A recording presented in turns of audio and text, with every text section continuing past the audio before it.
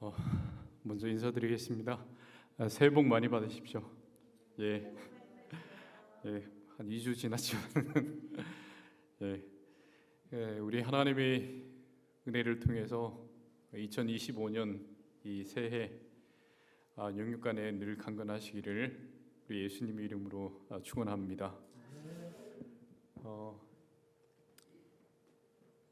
증언의 말씀에 보면은 행복한 교회가 되게 하는 것이 그대들의 특권이다라는 말씀이 있어요.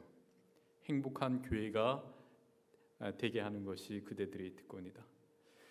2025년 이 새해 우리 모든 시카고 찬양교회 성도님들께서 하나님이 몸된 교회인 이 교회를 정말 행복하게 하는 그런 교회가 되어서 우리 모두가 행복하고, 그리고 주변에 있는 우리 한국 커뮤니티들이 행복해하고, 그러므로 우리 하나님께 행복을 올려드릴 수 있는 우리 모든 성도님들 되시길 바랍니다. 먼저 하나님의 말씀을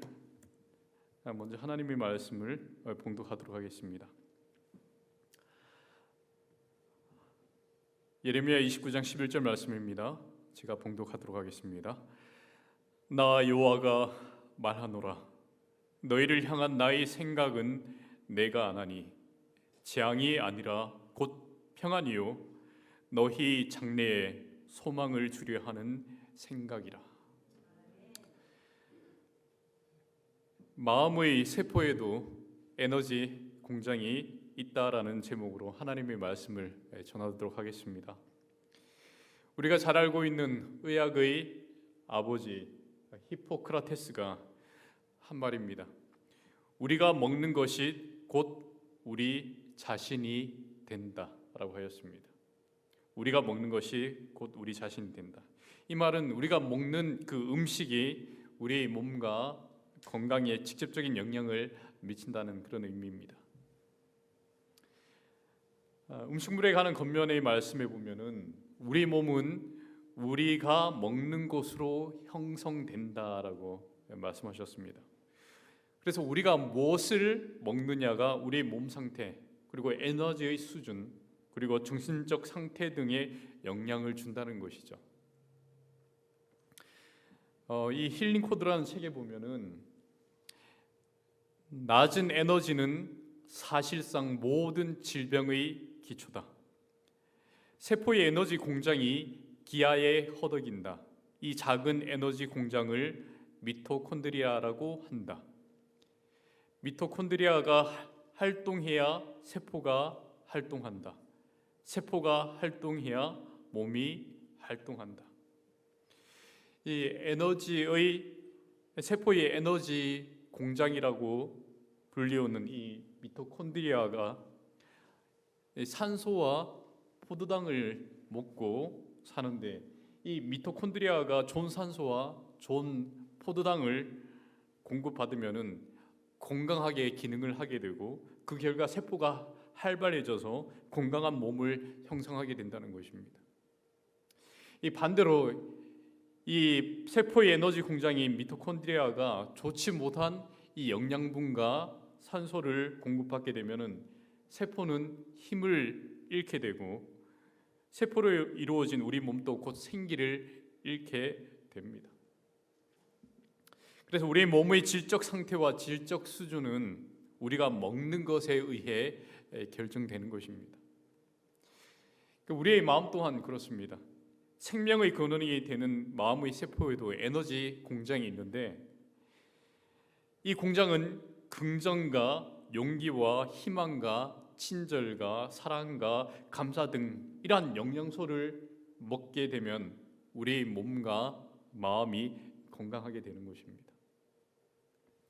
이 반대로 슬픔과 걱정과 염려와 불만과 불신과 죄책감과 후회 등은 우리의 마음의 세포를 병들게 하여서 몸과 마음의 생명력을 잃게 만들어 버립니다. 그래서 성경은 대저 그 마음의 생각이 어떠하면 그 위인도 그러한즉, 그 사람의 마음이 곧 그 사람이다라는 것입니다. 우리의 마음의 생각이 몸과 마음에 얼마나 강력하게 작용하는지 영상을 통해서 좀 확인해 보도록 하겠습니다. 믿음과 기대가 만들어낸 심리적인 효과로 의사가 밀가루로 된 가짜 약을 줘도 효과가 나는 것. 그것이 바로 플라시보 효과입니다. 의학계에서는 아주 오래전부터 플라시보를 이용해 왔습니다. 불과 50여 년 전만 해도 약물 성분이 없는 이런 종류의 플라시보 약들이 많이 이용되었습니다. is what we call expectation. And that is what people expect to happen from a treatment is often what does happen. And somehow what we anticipate is going to happen to us has a lot to do with what actually does. And they're working not because of the medication, but because of the belief in the medication.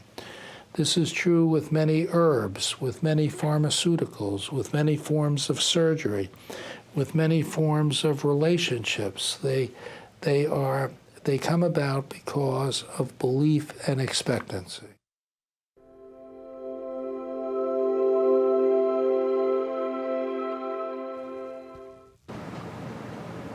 암으로 사망한 요르단 후세인 왕의 주치이기도 했던 그루프먼 교수, 희망에 관한 연구의 세계적인 권위자입니다. 그는 사람들이 병을 어떻게 극복하는가를 연구하는 과정에서 희망이 중요한 역할을 한다는 사실을 발견했습니다. But then I realized, talking to my patients and thinking about my own experience when I was sick, that hope really is central. Hope is a central part of the human experience.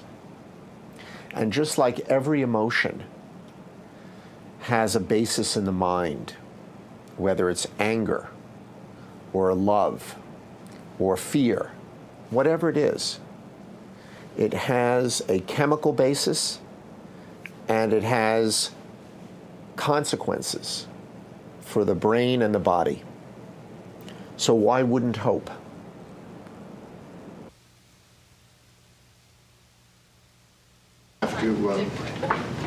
Pick up my daughter at school. 잘못된 척추 수술로 19년 동안 고통을 겪기도 했던 그루프먼 교수는 희망의 힘과 메커니즘에 관한 과학적인 연구를 하고 있습니다.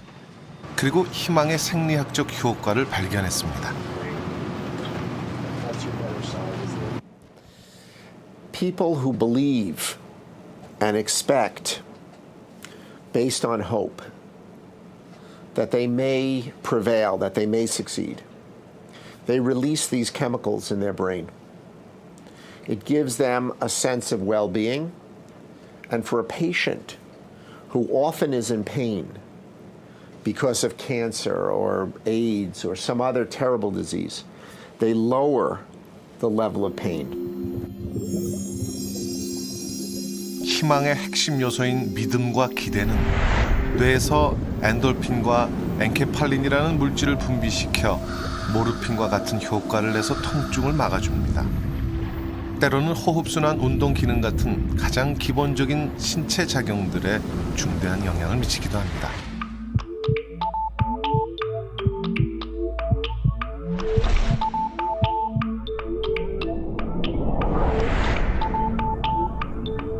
우리 몸은 외부의 침입자를 자체적으로 막아낼 수 있는 아주 뛰어난 시스템을 갖추고 있습니다.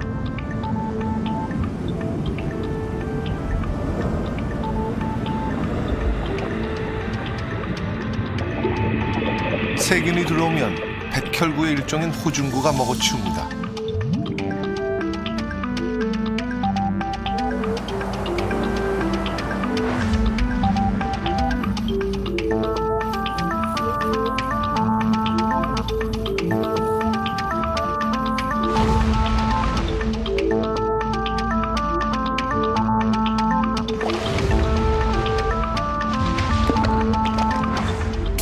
세균을 먹다가 배가 부르면 터집니다. 그것이 우리가 흔히 말하는 고름입니다.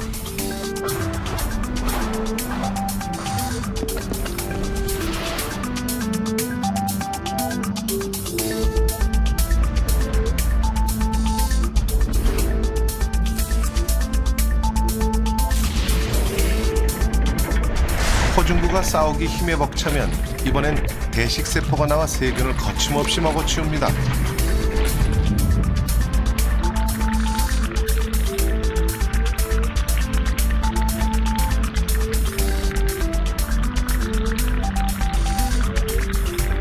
대식세포는 먹은 세균의 일부를 몸 밖으로 배출하고 이때 T세포가 나타나 이것이 아군인지 적군인지를 파악합니다. 적군이면 인터루킨이라는 물질을 분비합니다. 이 명령을 받은 B세포는 항체를 만들어 세균을 집중 공격해서 괴멸시킵니다.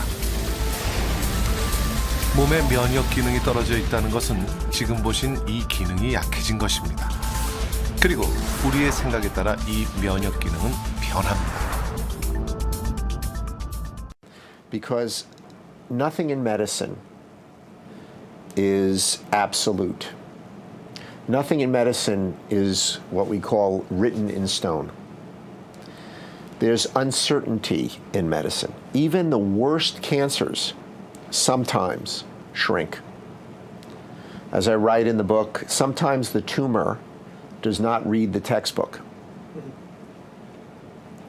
So you have to hold out true hope that there is this biological variability, that perhaps even if the chances are 1 in 20 or 1 in 50, we'll do everything possible to make you that one person.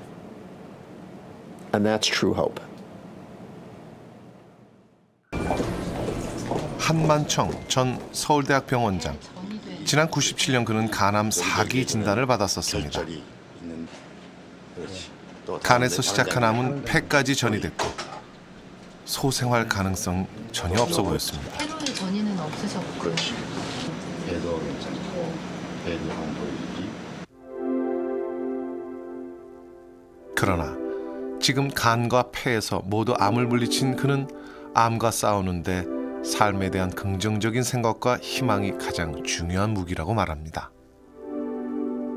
상존 가능성이 뭐 5% 이내다, 1% 이내다, 3% 이내다 그러거든요. 그게 뭐 주치의가 나한테 특기적 결혼을 하면 그때는 15% 내외라고 그랬는데 내가 그 거짓말이라는 건 나도 알았고 되게 볼 때 뭐 가능성이 1% 미만이거든. 내 책에는 5% 이내라고 그랬지만 가능성이 별로 없어요. 그런데 이제 그렇게 친구 돈을 생각하고 이렇게 이 파라다임을 바꾸니까 어떤 생각이 떠오르냐 하면은 그러면 누가 5%를 사느냐? 누가 95%를 죽고? 누군가는 살 거 아니냐 말이지. 그럴 땐 내가 5%가 되면 되는 거야. 네, 가정과 건강 정은의 말씀이죠. 197페이지에 보면은 마음과 육체 간에 존재하는 관계는 매우 밀접하다. 그중 하나가 영향을 받으면 다른 하나도 그 영향을 받는다. 마음의 상태는 많은 사람들이 깨닫고 있는 것보다 건강에 훨씬 더 큰 영향을 미친다. 사람들이 고통당하고 있는 질병의 대부분은 정신적 우울에서 온다. 슬픔, 걱정, 불만, 후회, 죄책감, 불신이 이 모든 것은 생명력을 저하시키고 쇠약과 죽음을 초래한다. 때때로 질병은 상상력에 의해 생기고 때로는 악화된다. 만일 병이 없는 것으로 생각하기만 했다면 건강하게 지났을 뻔한 많은 사람들이 일생 동안 한자로 지낸다. 많은 사람들은 조금이라도 위험에 노출될 때마다 병에 걸릴 것으로 상상하기 때문에 그들이 기대하는 그대로의 나쁜 결과를 초래한다. 많은 사람들이 오로지 상상적인 원인에서 생긴 질병 때문에 죽는다. 용기, 희망, 믿음, 동정, 사랑은 건강을 증진시키고 수명을 연장시킨다. 만족한 정신과 즐거운 마음은 몸에 건강을 주고 심령에 힘을 준다. 마음의 즐거움은 양약이 된다. 질병의 치료에 있어서 정신적 영양의 효과를 결코 간과해서는 안 된다. 올바르게 활용만 하면 이 영향은 투병을 위한 가장 효과적 기능 중 하나가 된다고 했습니다. 우리가 이 땅에 살아가면서 여러 슬픔과 염려와 그리고 절망 가운데 놓일 때가 있습니다. 길이 보이지 않고 어떠한 희망의 빛조차 차단된 것 같은 그 상황 속에 우리가 놓일 때가 있습니다. 그럴 때 우리 마음속에 이 검은 먹구름이 몰려와 짙은 어둠 속으로 빠져 들어가게 되죠. 지난 2010년 8월 5일에 칠레 이 북부에 있는 산호세 구리 강산이 붕괴되어서 이 강부 33명이 지하 700m 갱도에 매몰되었습니다. 이런 경우에 생존 확률이 불과 2%밖에 되지 않기 때문에 처음에는 그 갱도에 매몰된 강부들이 모두 죽었을 것으로 이렇게 생각을 했습니다. 그러나 일단 생존자가 있는지 확인하기 위해서 몇 개의 시추공을 뚫었지만은 그것은 마치 700m 거리에 있는 모기를 총을 쏴서 맞추는 것과 같은 그런 확률이었다라고 합니다. 그만큼 구해내기가 어렵다는 거죠. 이 강산이 이렇게 무너졌을 때 처음에는 먼지 때문에 한 치 앞도 볼 수 없는 그런 상황이었습니다. 그런데 한 4시간 정도 지나자 먼지가 가라앉고 주변이 보이기 시작했습니다. 인원 점검을 하나 둘 세어보니까 다행히 33명 모두가 살아 있었습니다. 전등이 흐려지기 시작하자 매몰된 트럭에서 배터리를 꺼내서 연결했습니다. 그리고 식량을 찾아보니까 사흘치 비상 식량밖에 없었습니다. 과연 이 700m 지하에 갇힌 우리를 위해서 찾아낼 수 있을까? 혹시 찾는다 하더라도 비상 식량이 떨어지기 전에 우리를 구조할 수 있을까? 우리가 구조될까? 그리고 이 구조에는 엄청난 돈이 소요될 텐데 회사가 끝까지 우리를 포기하지 않을까? 어느 것 하나 확실한 것이 없었습니다. 이런 모든 상황들을 고려했을 때 절망이 이 강부들의 마음에 밀려왔고 또 어떤 사람들은 이상 행동을 보이기 시작했습니다. 그런데 이 강부들 중에 호세 엔리케즈라고 하는 신실한 기독교인이 있었습니다. 그가 이제 신실한 기독교인이라는 사실을 아는 한 동료가 그에게 찾아와서 우리를 위해서 기도해 줄 수 있는지 물었습니다. 엔리케즈는 문제 없다. 그러면서 기도하기를 원하는 사람들을 모으라고 했습니다. 엔리케즈는 그때의 상황을 이렇게 말하였습니다. 우리는 모든 것을 잃었지만 기도의 가능성은 잃지 않았다는 결론을 얻었습니다. 인간적 탈출구는 없었습니다. 우리는 기도에 전념해야 했습니다. 이분들의 생존 사실이 밖에 알려질 때까지 17일간이 고비였습니다. 이 33명은 이틀에 한 번씩 식사를 했는데요. 참치 2스푼, 그리고 쿠키 반 조각, 우유 반 컵으로 허기를 달려야 했습니다.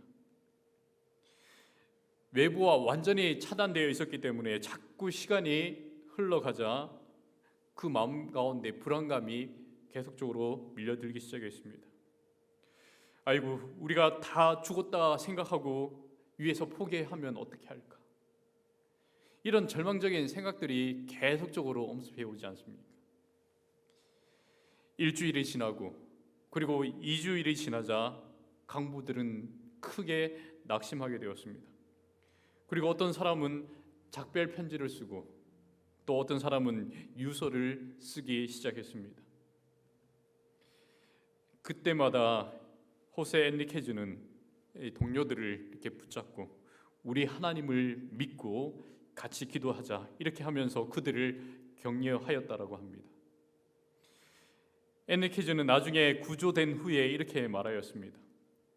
나는 하나님의 축복이 기도를 통해 온다는 것을 알고 있었습니다. 그분은 우리와 함께 있었습니다. 그래서 저는 예수님이 34번째 강부였다라고 말하는 것입니다.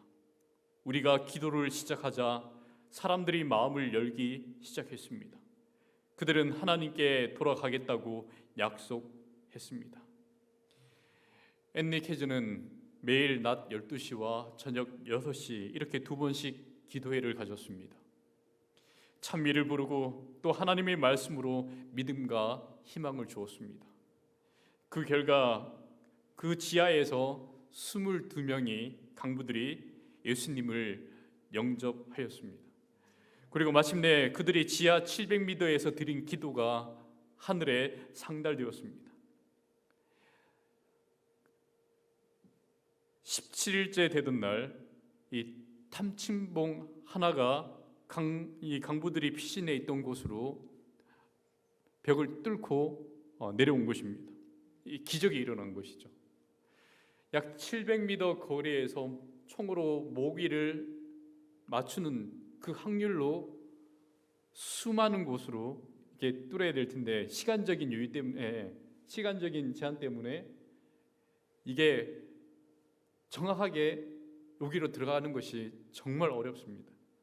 근데 기적적으로 그렇게 탐침봉이 그들이 피신해 있는 곳으로 뚫고 들어간 것이죠. 강부들은 33명 전원 무사히 대피소에 있습니다라는 쪽지를 탐침봉을 통해 올려보냈습니다. 이 쪽지는 지상에 이렇게 전달되었고 그 소식은 신락 같은 희망을 기대하던 가족들에게 전달되었습니다. 그리고 본격적인 구조 작업이 시작되고 지상과 통신이 가능해졌을 때 한 목사님은 지하 강부들에게 시편 71편 20절의 말씀을 읽어주었습니다.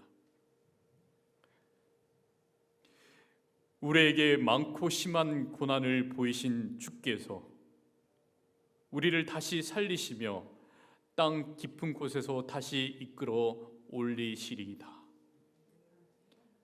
강부들은 이 말씀에 크게 위로를 받았습니다.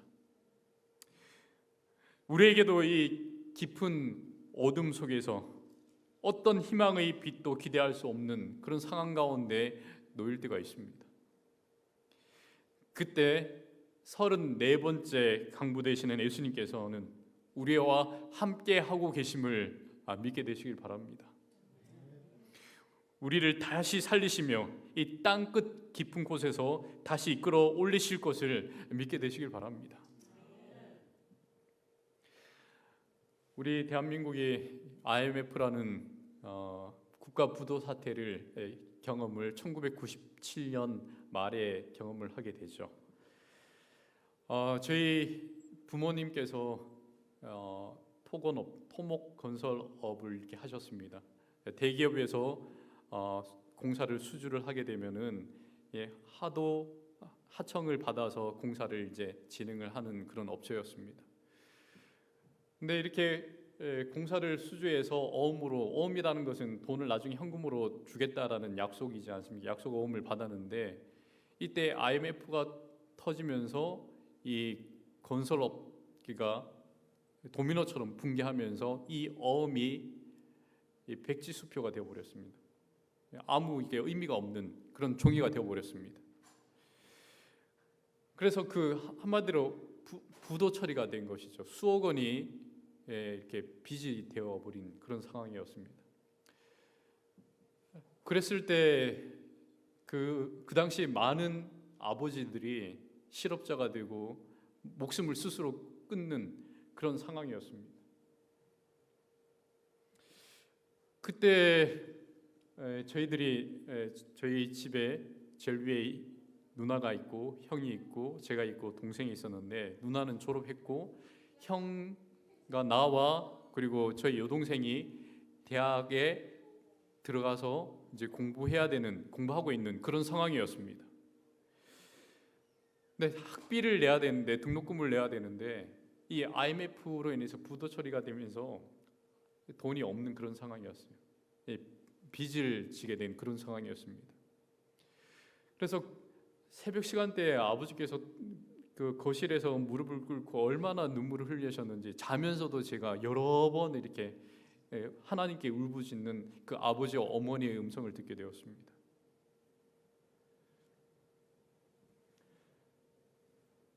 그래서 제가 이제 98년도에 신학과를 삼육대학교 신학과를 이렇게 들어가게 됐는데 들어가면서도 돈이 없으니까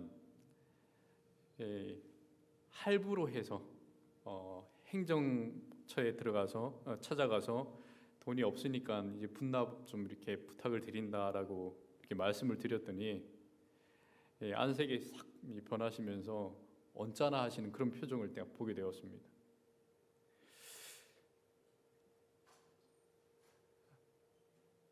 그 등록금 하나 내기 어려운 그런 상황 가운데 한날은 육군 본부로부터 아침에 집으로 유선 전화를 통해서 집으로 전화가 온 것입니다. 육군 본부에서 저에게 전화를 할 이유가 없는데 그때 어머니께서 전화를 받으셨는데 육군 본부 당직 사령인 대령이 전화를 해서 당직 사령을 쓰다가 보니까 월남전 참전 용사의 리스트가 있고 그 옆에 국가유공자에 지정된 사람과 되지 않은 사람 이런 게 표가 있었던 모양입니다. 근데 그분이 이제 대구 사람이셨는데 주소지가 대구로 되어 있다 보니까 그래도 대구 사람을 또 챙겨준다고 당직 사령인 대령이 저희 집으로 전화를 했던 것이죠. 그래서 월남전에 2년 동안 참전하셨던데 유공자로 지정이 안 되셨던데 한번 지원해 보시기 바랍니다라고 이렇게 그래서 전화를 하셨던 겁니다. 근데 국가 유공자로 지정을 받기 위해서는 특정한 그 전쟁을 통해서 어떠한 휴증이나 그런 것들이 있어야 되는데 아버지께서는 그런 게 없으셨어요. 고엽제가 뭔지 아시죠? 밀림에 그 게릴라전을 하고 있는 베트콩들을 이렇게 구분하기 위해서 그 고엽제를 뿌려서 그 잎을 다 말려버리는 고엽제를 근데 그것을 뿌릴 때 미군에서 뿌릴 때 한국군에게 통보를 안 했던 것입니다. 그래서 그 이유를 정확하게 고엽제를 뿌릴 때 아버지께서는 왠지 느낌이 안 주셔서 일부러 옷을 이렇게 철모를 뒤집어 쓰고 이렇게 옷으로 그런 걸 이렇게 받지 않으셨다고 하는데 이 더운 밀림에 하늘에서 시원한 것이 뿌려지니까 많은 군인들이 위통을 딱 벗고 그걸 다 받았다라고 합니다. 그러면서 그 고엽제를 그 뿌린 것을 맞은 군인들과 그 후손들이 아직까지 고통 가운데 있습니다. 근데 아버지께서는 다행히 그걸 면하셨죠. 근데 휴증은 없었습니다. 근데 휴증이 있다고 한다면은 혈압이 조금 높은 곳이 있었습니다. 그러니까 혈압이 조금 높은 곳이 있었는데 그것이 사유가 될지는 모르겠지만은 우선 지원했는데 국가유공자로 지정이 된 것입니다. 그래서 국가유공자가 되시면 국가유공자 자녀에 대한 혜택이 있습니다. 그 혜택은 자녀가 대학에 다닐 경우에 모든 등록금은 4년 전액 그 국가에서 제공한다라는 그런 장학 혜택이 있습니다. 그래서 저희 3남매가 이 IMF 때 등록금을 한 푼도 내지 않고 학교를 다닐 수 있게 되었던 것입니다. 하나님께서는 그 새벽에 무릎 꿇고 눈물로 흘리시는 저희 부모님의 그 울부짖음을 들으셨고 우리를 살리셨고 그 어둠의 깊은 속에서 다시 이끌어 올려주셨던 것입니다. 10월 12일 매몰된 지 69일 만에 33명 모두가 무사히 구조되었습니다. 그 당시 전 세계 1억 명의 시청자들이 이 강부들이 땅 깊은 곳에서 이끌려 올라오는 장면을 생중계로 지켜보았습니다. 그리고 모든 언론마다 기적이 이루어졌다라고 보도하였습니다. 그 인간적인 탈출구가 보이지 않아 모든 것이 절망적인 그런 상황이었지만은 기도의 가능성은 잃지 않았습니다. 34번째 강부이신 구주께서 그들과 함께 하실 것이라는 그 믿음으로 희망이 되어 말하였습니다. 지하 700m에서 드린 기도가 이 하늘에 상달되어 기적적으로 구출 작전이 이루어지게 되었던 것입니다. 가래 뽑은 기별 1권 85페이지에 어떤 일이 일어나든지 결코 실망해서는 안 된다. 주님께서는 우리를 사랑하시며 당신의 말씀을 그대로 실행해 보이실 것이다. 최후의 순간까지라도 희망에 대하여 말하라. 우리들은 실망해서는 안 된다. 믿음은 무한한 능력을 가져다 주므로 의혹에 대하여 말하지 말고 믿음에 대하여 말하라. 우리들이 이 능력을 붙잡고 우리 자신의 인간적인 능력을 의존하지 않는다면 우리는 하나님의 능력을 보게 될 것이다. 이 강부들처럼 이 모든 것이 차단되고 그 인간적인 탈출구가 보이지 않아 모든 것이 절망적인 상황일 때도 기도의 통로가 여전히 우리에게 열려 있음을 기억하시길 바랍니다. 하나님께서는 우리의 상황이 아무리 절망적이라도 기도로 하나님에 대한 믿음을 나타내며 그 소망 가운데 그 절망을 뚫고 일어나기를 원하십니다. 우리가 2025년 1기 교과가 사랑과 공유의 하나님인데 여기 10가에 보면은 교존 수칙이라는 것이 있습니다. 9장은 우주적 대쟁투고 이 우주적 대쟁투에 교존 수칙이 있다는 것을 교과책에서는 설명하고 있는데 제가 잠시 좀 읽어드리겠습니다.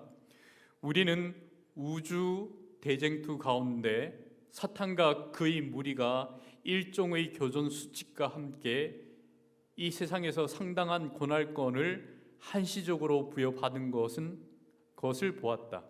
이 교존 수칙은 즉 마귀와 그의 무리의 행위를 제한할 뿐만 아니라 대적의 관할권에서 일어나는 악을 제거하거나 경감시키려는 하나님의 행동도 일정 기간 제한한다.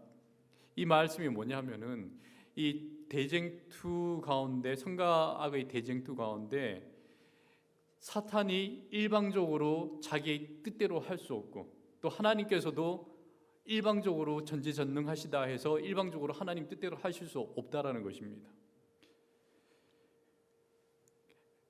그래서 이 하나님의 행동에 대한 이러한 걸림돌과 제한은 이 세상에서 악을 제거하거나 줄이려는 하나님의 도덕적 능력의 행사에 중대한 영향을 미친다.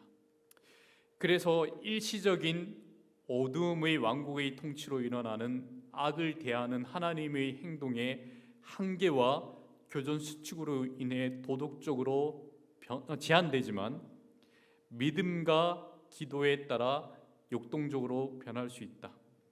기도를 통해서 하나님을 행동하게 하고 이 세상의 변화를 일으킨다는 수많은 증거를 볼 수 있다라고 했습니다. 이 우주적 대쟁투 가운데 하나님께서는 전지전능하시지만은 지금은 우리가 알지 못하는 그 언약적 교전 수칙으로 인해서 하나님께서 하실 수 있는 일에 일정한 제한이 존재한다라는 것입니다. 그러나 하나님께 대한 우리의 믿음과 기도는 이러한 한계와 교전 수칙을 초월하여서 하나님의 선하신 그런 능력과 행위를 가능하도록 역동적인 변화를 만들고 실질적인 어떤 변화를 이끌어낸다라는 것입니다. 그래서 이 믿음과 기도가 엄청 큰 역할을 한다는 것이죠.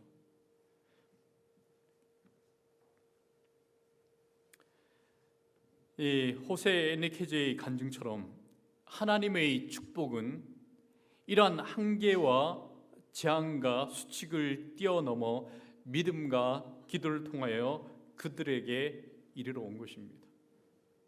인간적인 탈출구는 보이지 않고 모든 것이 이 절망적인 상황일 때 실망하고 낙담하기보다 그 믿음과 이 기도로 하나님의 알현실에 나아가며 희망에 대해 말하는 저와 성도님들 되시길 바랍니다.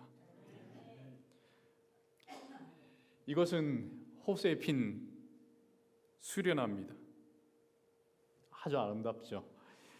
이 수련화가 어떻게 아름답게 꽃을 피우는지에 대해서 엘렌 화이트는 다음과 같이 조명하고 있습니다. 그대들 모두는 호수 한가운데에 피어있는 아름다운 흰 수련화를 본 적이 있을 것이다. 우리는 저 꽃봉오리를 가졌으면 하고 얼마나 열망하고 바라고 또 따기를 위해 노력했던가.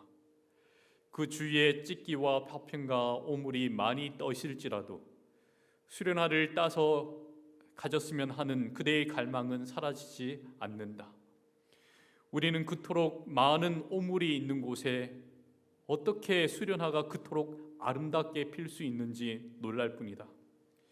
줄기는 물밑 황금빛 모래로 뻗어 내려가서 수련화에 영양을 공급하는 가장 순수한 물질만을 모아들여 마침내 우리가 보다시피 순결하고 흠없는 꽃을 피운다. 이것이 우리에게 교훈을 가르치지 않는가? 마땅히 그래야 한다. 우리가 주위에 있는 죄악을 바라보고 모든 측면을 깊이 생각해야 하겠는가? 더 높고 더 낮고 더욱 고상한 것에 대해 말하라.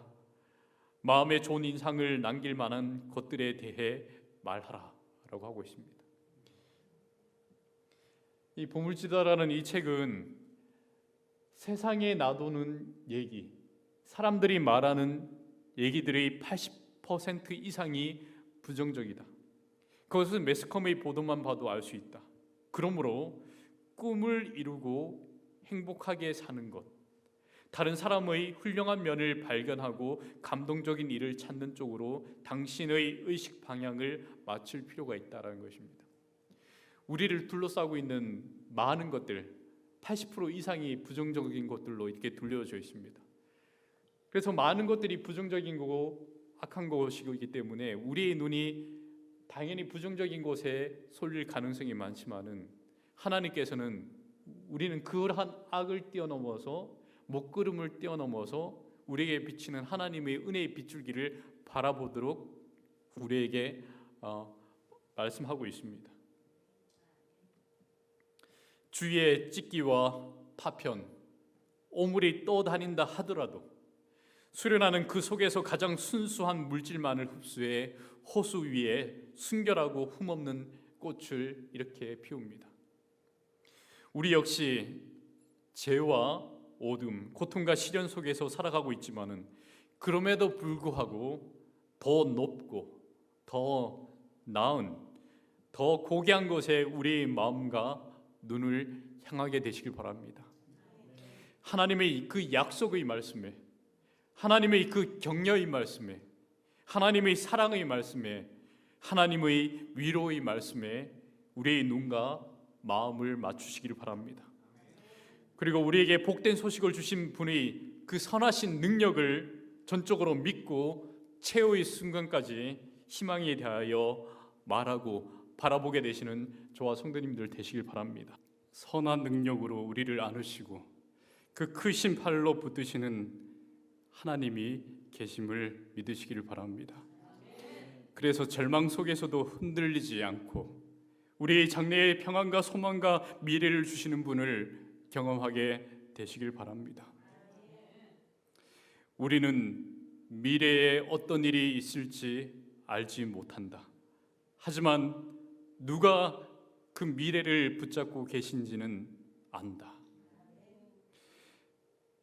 그분이 바로 우리와 함께 하시며 우리의 삶을 인도하고 계십니다. 우리에게 평안과 장래의 소망을 말씀하시는 예수님께서 새해에도 우리와 함께 하실 것이라는 믿음으로 하늘의 평안과 소망을 간직하며 살게 되시기를 바라면서 오늘 말씀 마치도록 하겠습니다.